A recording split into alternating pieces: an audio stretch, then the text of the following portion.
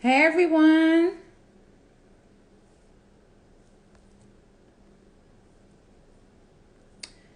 Hey, hey, hey.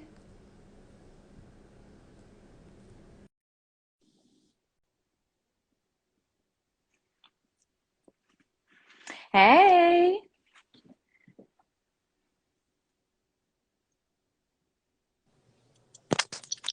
hey, Miss Hardy, how are you? I'm trying to make it, man. Make it. Thank you for still joining us. We Yeah, no appreciate it. problem. You know I hate to cancel. That ain't my Yes. Yeah. Well, thank you for pushing through. no problem, no problem. All right. Dr. Jones is joining now. I'm here. I'm here. Yes, we got the ladies. Look, Destiny's Child. We Destiny's Child tonight.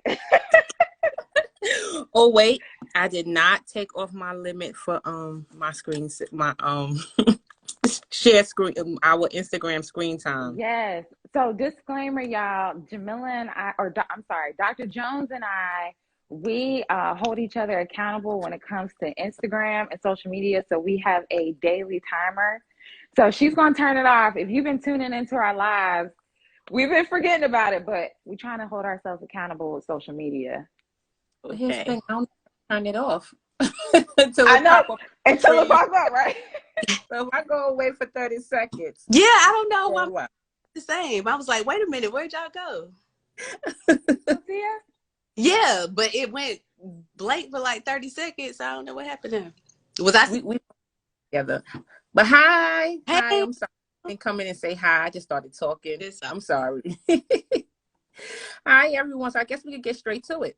oh yes, it is 8 o'clock. Yes. Yeah. So Eight I'm o'clock. Dr. Jones, Yes. um, my And I lovely am partner, Dr. Hill. Yes, and we are y'all. here with budgeting with, excuse me, I want to say it correctly. What's your Instagram name? Yes, it is budgeting with sense underscore sense, but Underscore sense. Okay. And it's okay if Yes. we refer to you as Jaleesa today, or how would you prefer to be yes, called? that is perfect. That's And yes, earrings. I know that has nothing to do with anything, but yes, Right. earrings. I'm loving it. On. Um, Yes. so yeah, we're excited about today. We thought it was really important to talk about money and mental health. I feel like everyone thinks they have it under control, but they need some assistance somewhere, some long time along the lines. But as you know, That's we the have to part. remind you guys, it's not therapy. This is a conversation between two therapists, two different things.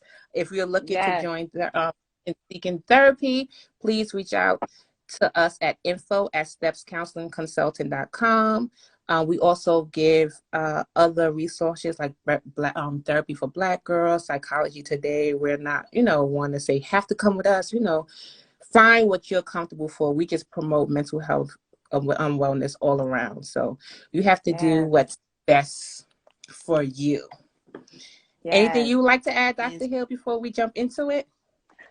No, no, you definitely did our disclaimer. So just keep in mind, this is not therapy. This is just tips and strategies that you can apply. And if you are interested, definitely contact us if you are interested in counseling. So we can dig right on in. Thank you, Jaleesa, for joining us to Yes, talk about this topic. We Yes. appreciate it. Love yes, because it's an uncomfortable topic it for is. a lot of people, for a lot of people. So we're hoping that you could give us some insight. Jaleesa is a financial advisor, so we didn't just pick anybody. We were very intentional. We're always intentional about our guests. So I do have some questions for you, Jaleesa, that can hopefully help the people out there. Can you tell us, what do you think is the biggest myth about money? Well, before I jump into that, I just want to piggyback off what you just said. This is an Okay. uncomfortable topic for a lot of people. Yes. And I just want to throw out this because this is a scary fact for me, but I always like to throw it out there that 65% of Americans are actually, I hate to talk about finances. They're willing to talk about politics, Wow. relationships, religion over finances. And I really don't Wow. understand that. To me, it's like, money is like it makes the world go round. So Right. Right. why aren't we asking a friend like, hey, like I'm not telling you to get in your friend's business and ask how much they make or anything like that, but like just keep it simple. Like, hey friend, do you use a budget? Like, can you share your budget with me? Like, what are some credit building tips? I'm just saying a basic conversation about money can Right. so far. But they may not know. Which is true. Which is true. So that's why it's like, ask everybody. Well, ask Right. at work. Ask somebody who, who you feel like does have, or they have an idea at least.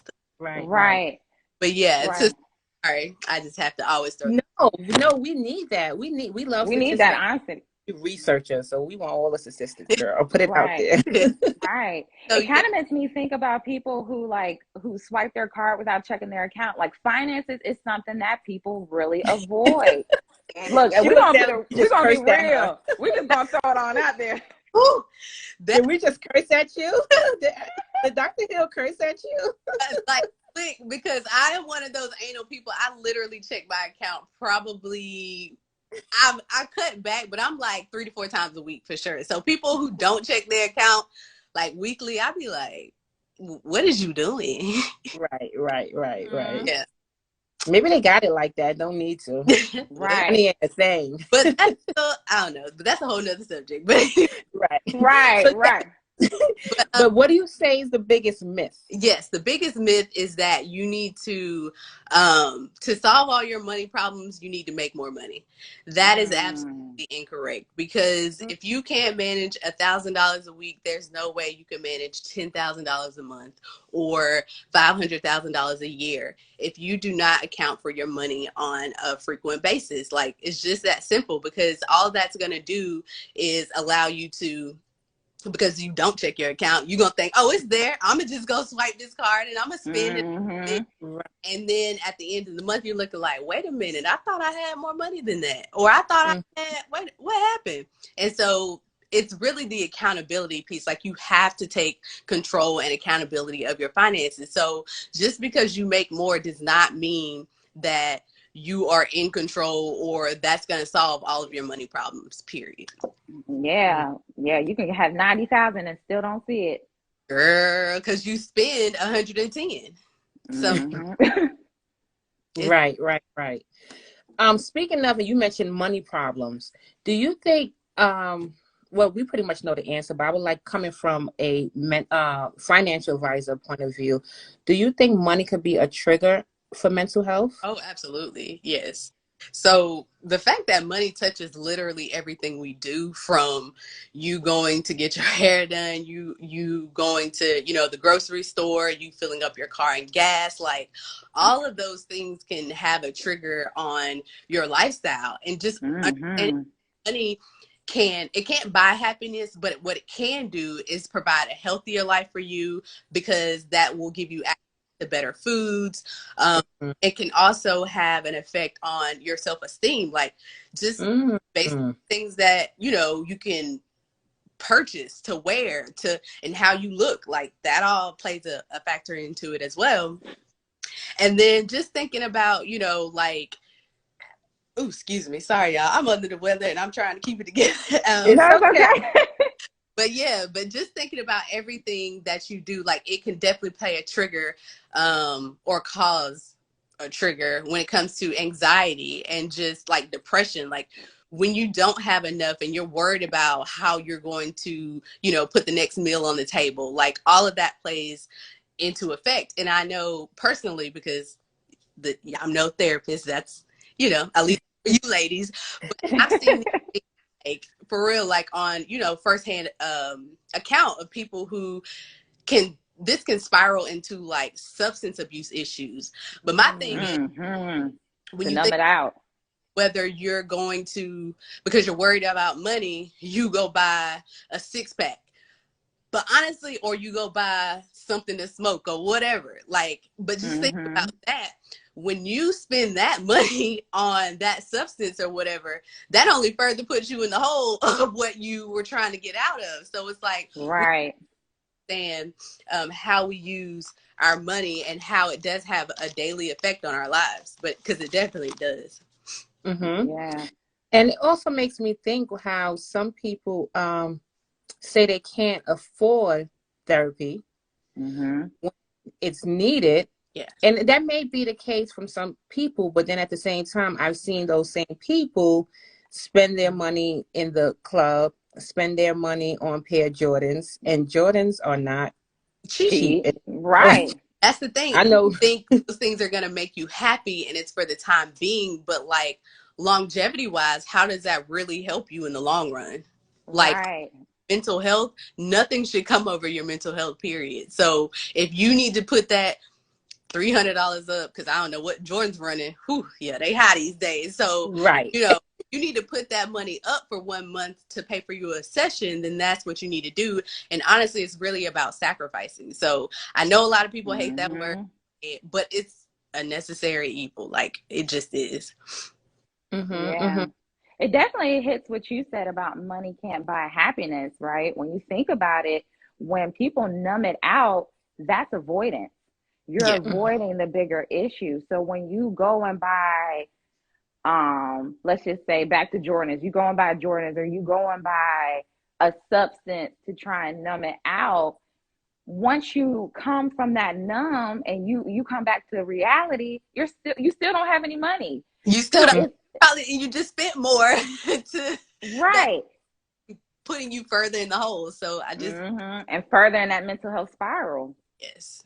So we really have to be careful about, you know, our money and on a daily basis, just like what we consume and how we consume it, and understanding that like our money is the biggest technically asset that we have. So like we have to we can't control a lot of things, but your money you can control.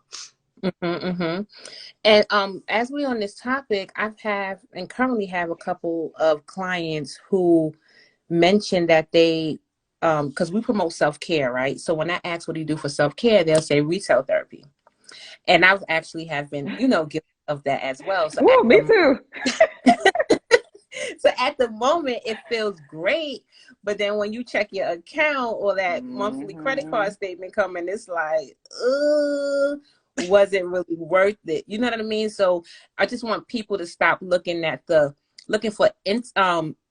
what's the word? Immediate comfort or immediate and not thinking long term. You know what I mean? But then it's like we're back where we started. So how are we going to solve that issue? We're going to go back to retail therapy, and then it's like a circle.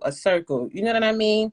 So that's what I work with people on, because we have to look for other ways of self-care and start with just enjoying simple time by yourself, whether it's working out, you know, taking a walk by yourself, a bubble bath, you know. And I'm not saying treat yourself, because I'm definitely one that believes you work hard, you deserve it. But at the same time, it's about balance. And I think that's where a lot of people go wrong at with balance. All of that can be solved with a simple budget, because if you there you go, you have it in your budget to go, you know, to the spa, or, you know, this month I'm going to make sure I do something for myself, but put it in the budget. Like that's it. Let's talk about that. Can we go deeper about budget and strategies to help people? Absolutely. Right. Because we don't want self-care turning into self-sabotage. That's a word. Make it a caption, right? That's a caption.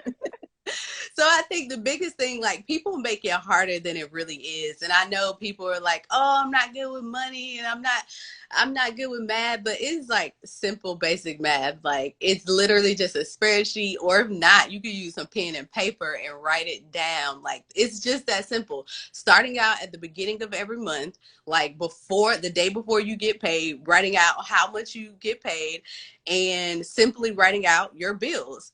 And then you look to see how much is left, and always, so before your bills, 10% for yourself and tithes if you pay those. But when I say 10% for yourself, that means putting that aside, like putting that away. That for yourself is not yours. Sorry. It sounds like it. Say that. Can you mean saving? Like, what do you mean? We're saving that, and we're putting your emergency fund, we are putting that into your vacation fund, like whatever different buckets or categories you have when it comes to saving, that's where that money is going. And then also, like, for a lot of my clients, I know the hot topic is investing right now. And I get it. We should be investing definitely, because we all understand the power of compound interest, and that the sooner you begin investing, the more over time your money will grow.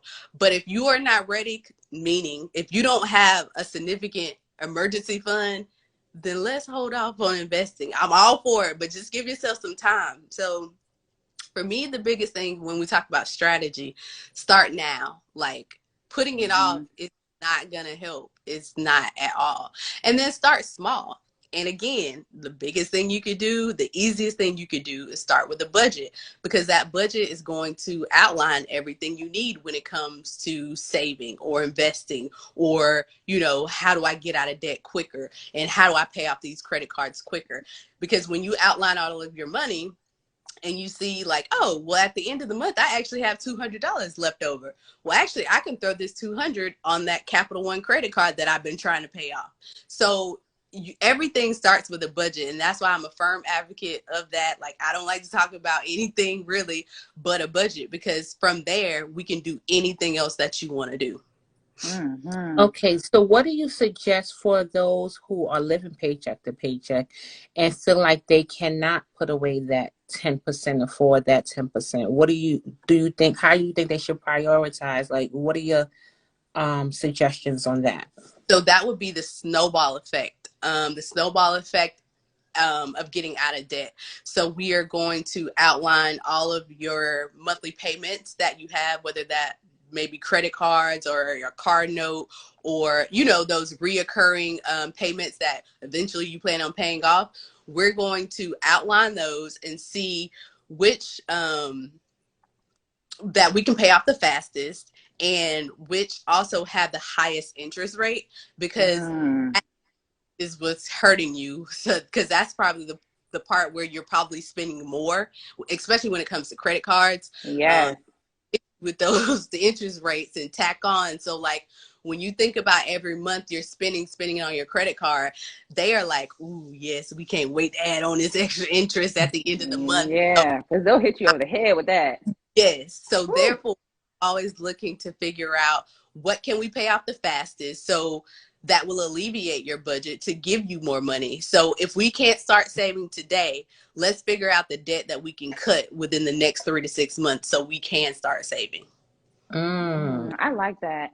And I have to, yeah, I really like that. And I will say, you know, writing down makes such a difference. Really writing out your bills and writing out your budget. I have tried that with my own finances, because sometimes leaving it all in your mind, I think that also triggers mental health. You start feeling anxiety, you start worrying, you start stressing, versus when you write it down, you're like, oh, wait, okay, we're good. Especially for the ones, Dr. Jones, like you mentioned, paycheck to paycheck. Sometimes we can almost pre-trigger anxiety just from keeping it all in our head.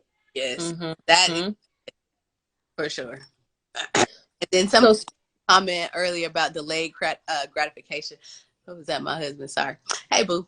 But that's right. That's the support. That's like my favorite slogan ever is delayed gratification. Like, if we can just really hone in on that subject and really like understand what that means for the long term, like, I feel like we will be so much like further along in our financial journey, to our financial goals. And somebody has asked the question about ways to strategy, about how to save. So I hope that answered your question. But while we're talking about writing, for those who it's actually a two-part question. So those who write pen and paper, do you suggest a way to graph it or set it up? And then the other part to it is those who are into phones and apps. Are there any free apps you suggest that you could think at the top of your head? Oh, geez. And if not, if you could think of it after, we don't mind posting on our page, because I know we just put you on the spot with that. Because there are actually two that are really good, and I cannot think of them. I know one is like a blue app and the other one is green, and I cannot think save my life. Acorn? Is it the Acorn app? No, not Acorn. Sorry, Mint is one of them. Mint. Okay. That's the green one. And then the blue one, it's a new app that basically tracks all of your spending, and allows, gosh, what is it? It basically allows you to see what debt you can pay off the quickest, the fastest. I'm gonna have to drop that one back in the chat. Sorry. No, that's fine. And you can send it to us, and when we recap this live or whatever, we'll put it at the bottom. That's fine. But what about if they choose pen and paper? Some, a lot of people old school. Yes, How do you suggest writing it out, graphing it? If somebody says it's YNAB. Say that again. Is the YNAB the app? Someone just asked that. I'm not. No, I don't want to say, because this one is fairly new. I cannot. Okay. But I have heard of that one. I haven't really done a lot of research into that one though. Okay. And she asked another question. We're going to get back to that after Jaleesa break down how she sets up the pen and paper for budgeting. So for the pen and paper, because I do that, I actually have both. I do the monthly on a spreadsheet, and then I do my bi-monthly, meaning how often I get paid. I do that on pen and paper, and I just keep that pretty simple, because at the end of the day, all I want to see is at the end of this check, how much do I have left to play with? Like, what's mine? Right. Right. That is for my gas, because I lump it all into one bucket. So after bills and any credit card payments and all of that stuff has been paid, I leave entertainment, transportation, and miscellaneous to myself. And I actually pull that out in cash, because cash is king. I'm still a firm believer in cash right now. I know we could talk on and on about that, but for right now, when you have that money in your hand, the cash in your hand, you are more reluctant to spend it. So I found that, and this has helped a lot of my clients as well. When they have that cash, they might be at Target. You know how Target will get you. Ooh. You go with this, and you're only supposed to get these 3 things, and you come out with 8, and then you register, and she talk about $200, and you like, I only got $350 to last me to Friday. So you like, okay, hold on, let me put like 4 of these things back. So that's, you're thinking about it, you're consciously thinking about it. And that's the thing where with pen and paper, just keep it simple. You write out what you get, and you write out, and honestly, I feel like pen and paper, the best way to do that is do that by paycheck. Not on a monthly basis, but by paycheck, because that's going to help you stay on track for this paycheck. And then once you have, and for me, once I do have cash left over by the end of this paycheck and I get paid tomorrow, I'm going to deposit that back into my savings account and put that back up. So, so I basically call that zero-based budgeting. So all of my money is pretty much accounted for and set aside, and then any additional cash that I may have left over, if I have another bill to pay, or if I need, it's somebody's birthday or something, the extra cash, I'm either going to save it or I'm going to do something useful with it. Okay.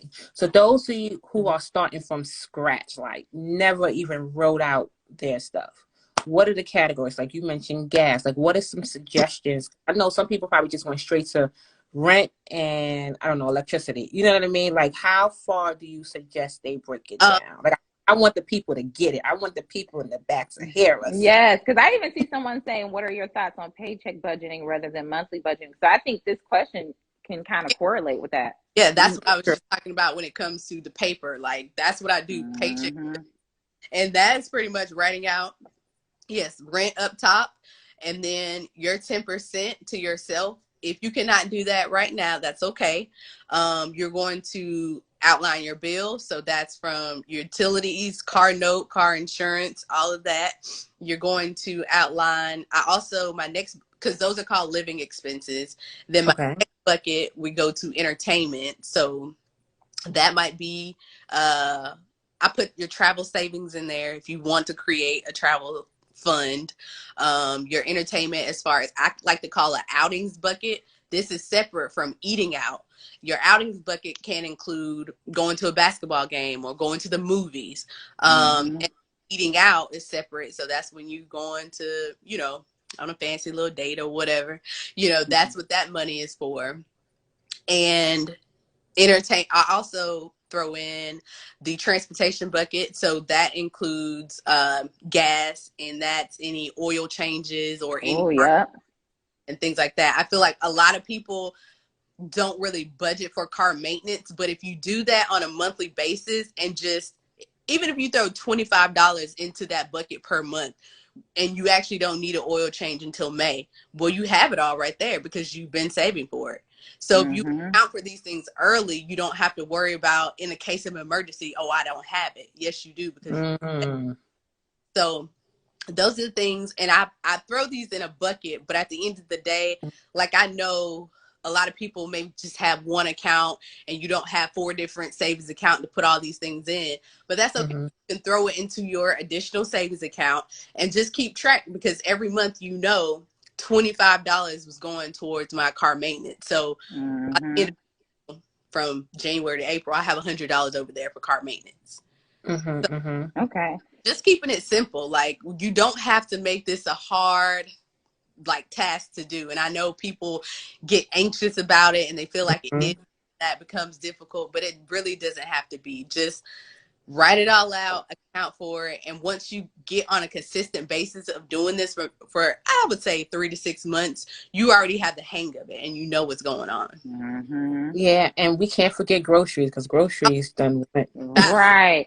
That's a bucket in its own. I'm sorry, but yes, right. Is groceries. So your list is going to be like your biggest bucket. That's where a majority of your money is coming from. And so the last one would be miscellaneous. So I just throw in a little bit for miscellaneous, and that's like, you know, somebody's birthday.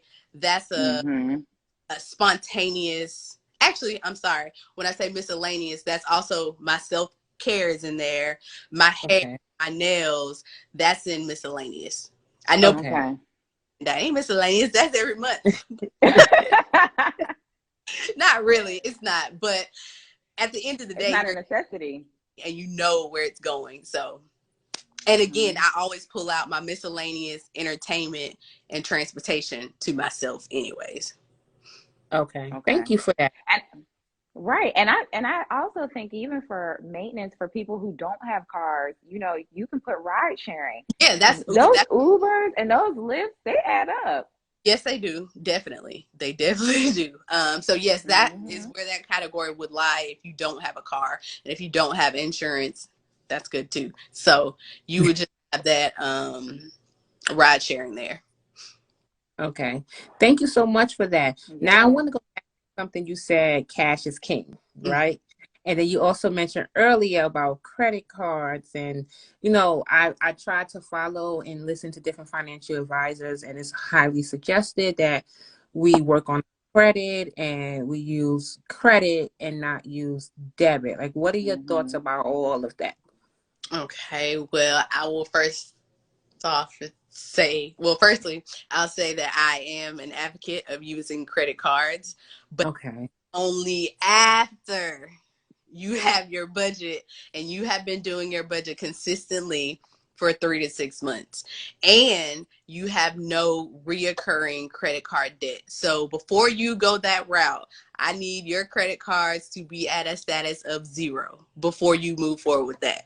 At that point, when you have no credit card debt, I recommend that you, when I talk about your the 3 buckets that I pull out of my cash out on, I use my entertainment. I use, and also miscellaneous also included any clothes and all that stuff you want to purchase.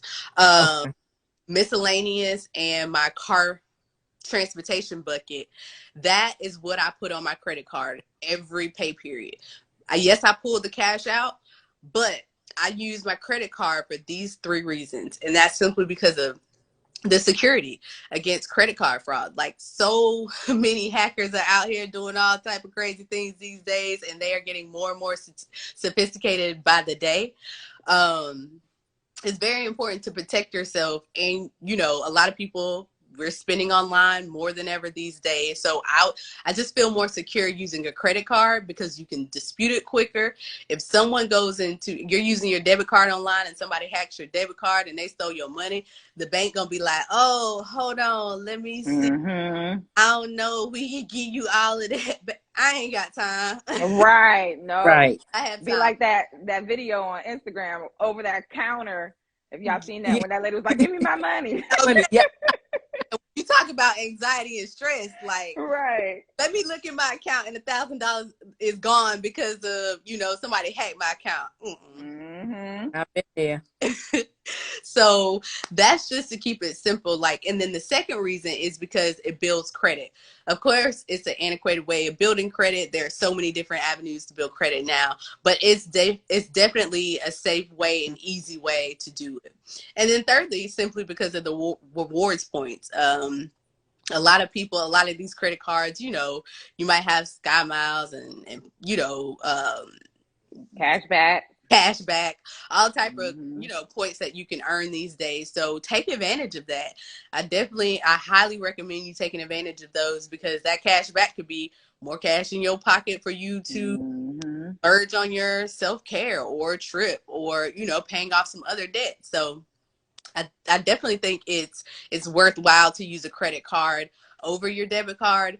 But again, that is only after you have that budget down packed, because the worst thing you could do is go into more debt because you just been swiping and swiping, and now your credit card statement is at $2,000 and it was just at $900 a week ago. Now you can't pay that off this month, so again, here comes that interest, and they're going to tack on more interest. So only after you definitely have your budget solid and it's down packed, and you've been doing that for 3 to 6 months, and you have paid off all of your credit card debt, you are at a zero balance. And when you are at a zero balance, when you do start using these credit cards on a daily basis, make sure every month before your credit card statement hits, you pay it off. Because again, we ain't trying to get hit with no interest payment. Right. Okay. I know a lot of people just say spend 30%, keep 30%. Like, can you elaborate on that 30% of keeping your your limit at 30%? Oh, yes. So let's just say, and I can't do no. And is that a fact? That utilization. I mean, it is a fact just because of how it affects your credit. So when you use over 30% of your credit limit, they report that, and that is how Experian and TransUnion, how they track your credit through that credit card utilization. So you do want to make sure you keep all of your credit cards under 30%. That's for sure. And that's just going to help your credit. And then what do you say for the people that pays the minimum balance? Depending on what your balance is, that may be okay. So to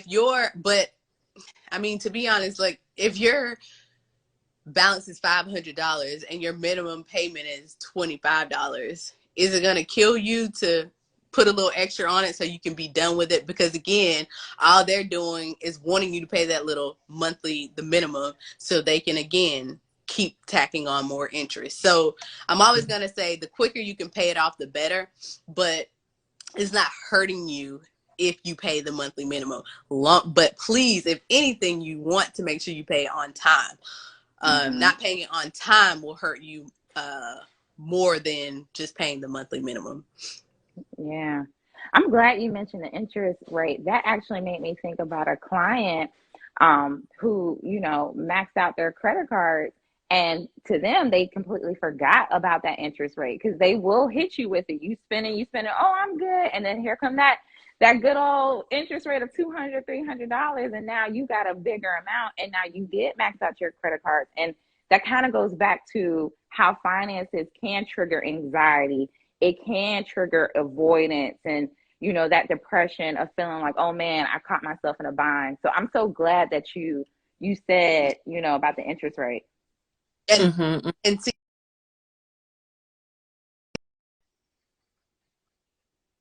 in the beginning, it all looks good. You got $1,000 credit limit. Everything is good. You're paying it off on time. But then one accident occurs, and then you have to use the full amount. And now you are paying over $200 when your monthly minimum just was, $50 a month. And it's like, and then that's what's going to, like, throw your budget off, because now you have to pay a higher amount on a credit card that you weren't, paying for before. So we just have to be careful of that and be mindful of that for sure. Yes. As we're speaking of interest rate, when people start applying for credit cards, what should they look for? What should they look for? The first thing you want to look for is the annual fee.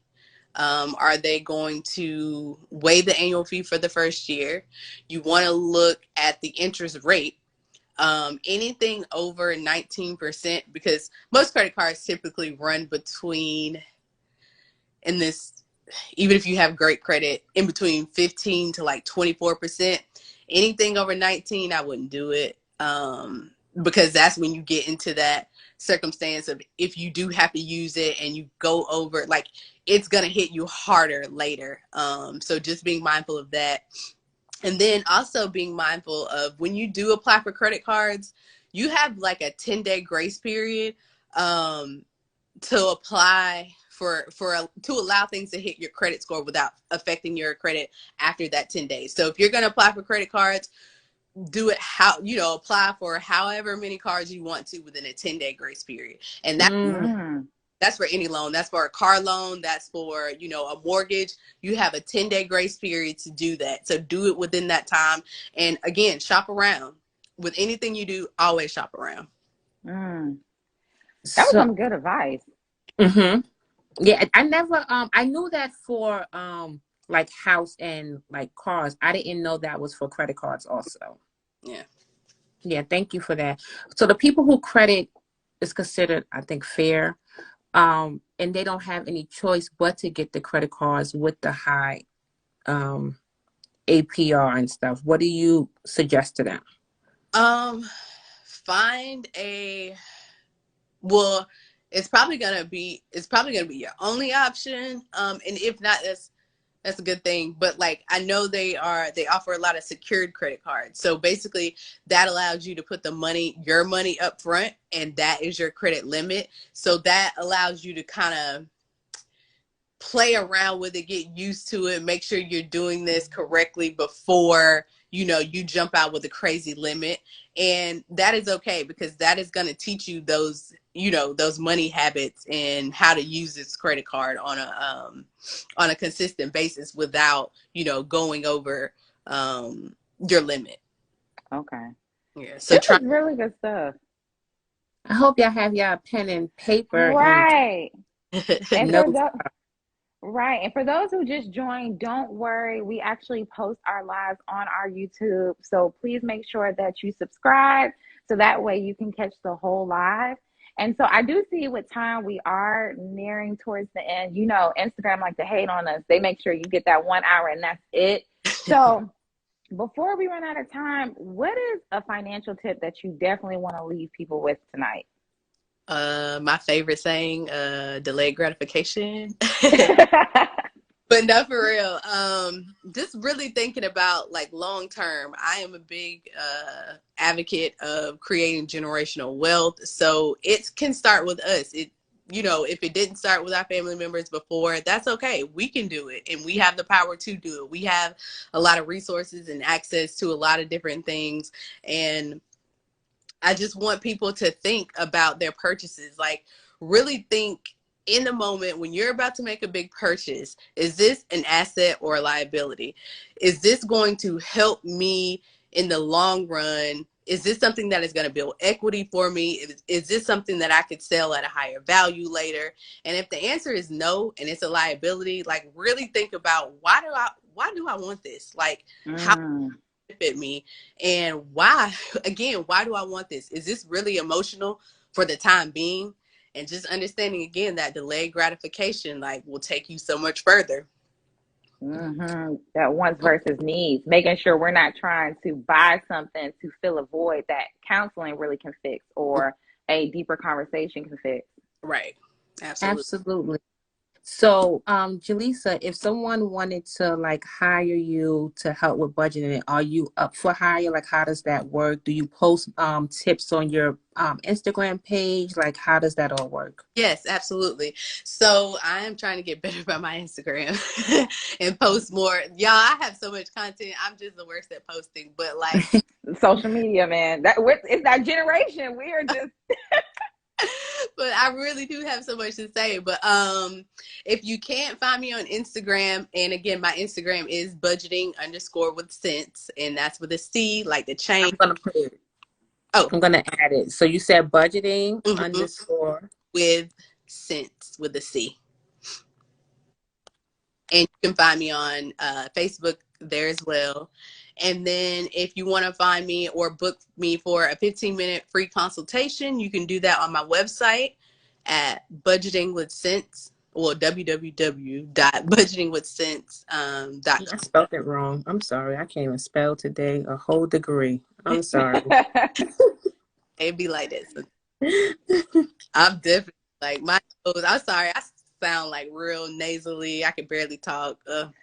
No, we appreciate you so much. Jaleesa was under the weather, y'all, and she really sucked it out for us tonight. She still came through. So, Yes, girl, we yes. give you all the shine, all the love Thank for you. coming through for us. No problem. It literally just hit me today, and it's not COVID. I swear I already took the test. Look, that's a new disclaimer, right? You know, coughing like I don't have COVID. Regular colds. Right. This. Yes. But thank you, Jaleesa, for this. We really, really appreciate it. We really, really do. Like Dr. Hill said, we will post this on our YouTube. And Jaleesa, when you feel better and you get a chance, if you could let us know Okay. the Yes, apps, definitely. we will post it on our page for those of you who's interested in doing a page. She's Yes. also is offering a free 15-minute consultation. If I was you, I would run and take Right.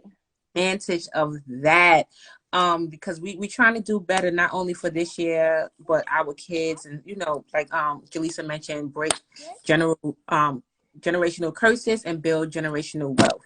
I have on a shirt from Steps Counseling and Consulting. You can Yes. buy our merchandise. Dr. Hill has, can you read the slogan, because I love that slogan? Yes. Positive mindset minus toxic people equal healing journey to the second power. Hey, I like that. Yes, yes. While we talk about numbers and math, right? Yeah. Nice. Yes, maybe we should do a sale for the people as we talking about discounts and saving. Maybe we could do that for the people. We'll talk about Yes. that for the business Yes. partner. Yes. And subscribe to our YouTube, Steps Counseling Consultant, and you could play back this video if you didn't get a chance to take notes. Thank you so much for joining our Instagram live, Jaleesa. We really appreciate it. Please make sure you follow her if you're not already at budgeting_with sense. Oh, they want to see. And wait, show the shirt again. Oh, don't have me model. Don't have me model now. You know, I love a little modeling, child. No. Yes, this is available on our website at stepscounselingconsulting.com, or click the link in the bio. Again, for those who did miss the opening, this was not counseling. This was just us giving tips and suggestions. If you are interested in saying yes to counseling, please email us at info@stepscounselingconsulting.com, or click the link in the bio to schedule your first appointment. Yes, yes, yes. All right, you guys. Oh, feel better. Yes, thank you. And I appreciate you guys for having me. I'm glad I, pushed through, because this was definitely a great conversation. I think you ladies should definitely keep doing this. Like, oh, thank you. Definitely much needed out here to keep the conversation going about mental health and all the different aspects that, play a factor on our mental health. So just big up to you. So yes, I appreciate that. Thank you. Thank you, guys. All right. We will see you guys March 7th for Mental Health Monday. So make sure you set your calendar so you can tune in, and we'll talk to you guys soon. Bye, you guys.